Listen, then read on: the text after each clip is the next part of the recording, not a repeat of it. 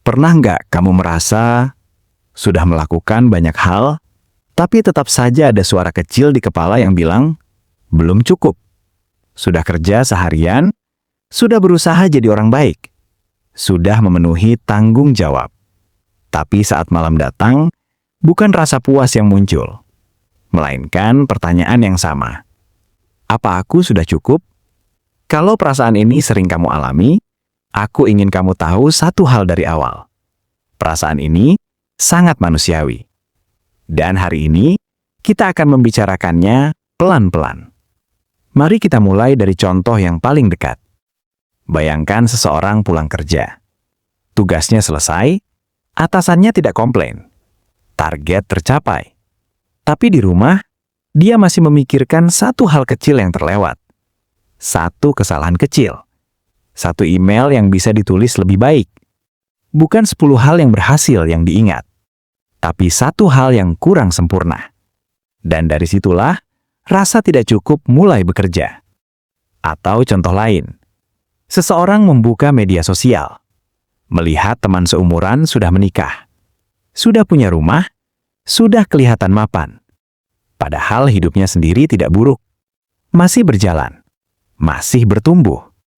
Tapi tetap muncul rasa, kenapa aku belum sampai sana?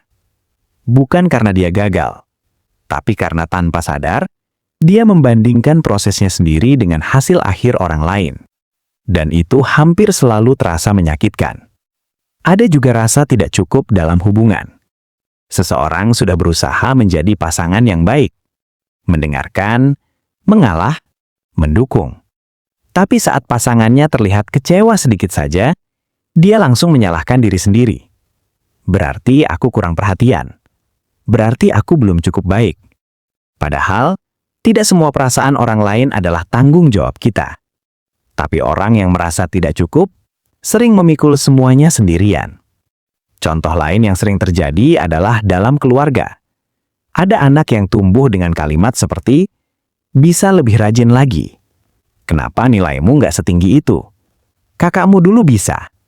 Kalimatnya terdengar biasa, tidak kasar, tidak kejam. Tapi diulang bertahun-tahun. Dan tanpa disadari, anak itu belajar satu hal. Aku dicintai kalau aku berprestasi. Saat dewasa, suara itu tidak hilang. Ia berubah menjadi suara di kepala sendiri. Sekarang mari kita lihat contoh di dunia nyata yang lain. Ada orang yang tidak pernah merasa pantas beristirahat. Saat libur, dia merasa bersalah. Saat santai, dia merasa tidak produktif. Padahal tubuhnya lelah, pikirannya penuh. Tapi dia berkata ke diri sendiri, masih banyak orang yang lebih capek dariku. Seolah-olah, lelah harus dibandingkan agar sah untuk dirasakan. Orang yang merasa tidak cukup, juga sering kesulitan menerima pujian. Saat dipuji, dia berkata, ah, kebetulan aja. Atau itu karena bantuan orang lain. Bukan karena rendah hati, tapi di dalam, dia benar-benar tidak percaya bahwa dirinya layak. Dan setiap pujian terasa seperti kesalahan yang harus dikoreksi. Ada juga contoh yang lebih halus. Seseorang selalu berkata iya, meski sebenarnya ingin menolak. Karena dia takut, kalau menolak, dia akan mengecewakan. Takut dianggap egois. Takut tidak dibutuhkan. Maka dia terus memberi, terus menyesuaikan, sampai akhirnya kelelahan. Dan saat lelah, dia menyalahkan diri sendiri, bukan situasinya.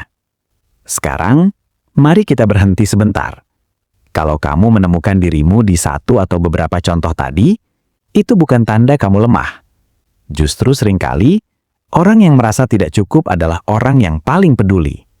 Mereka ingin melakukan yang terbaik. Mereka ingin hadir. Mereka ingin berarti. Masalahnya, mereka lupa satu hal penting. Nilai diri tidak diukur dari seberapa keras kamu berusaha.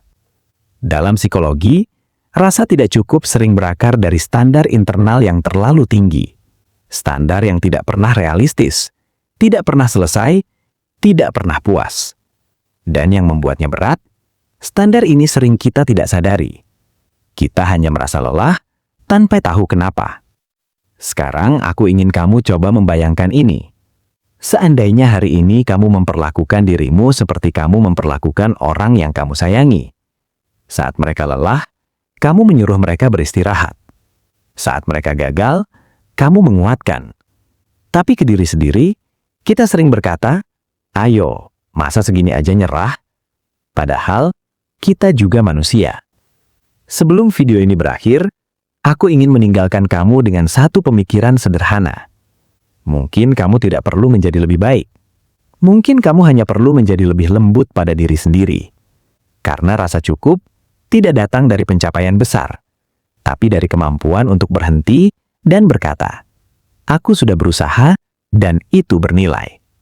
Kalau kamu merasa narasi ini seperti sedang menceritakan hidupmu, tulis satu kata di kolom komentar, "Belajar." Bukan berarti kamu sudah selesai, tapi kamu sedang berjalan. Dan kalau kamu ingin ruang seperti ini terus ada, jangan lupa subscribe. Di sini, kita tidak mengejar menjadi cukup. Kita belajar menerimanya.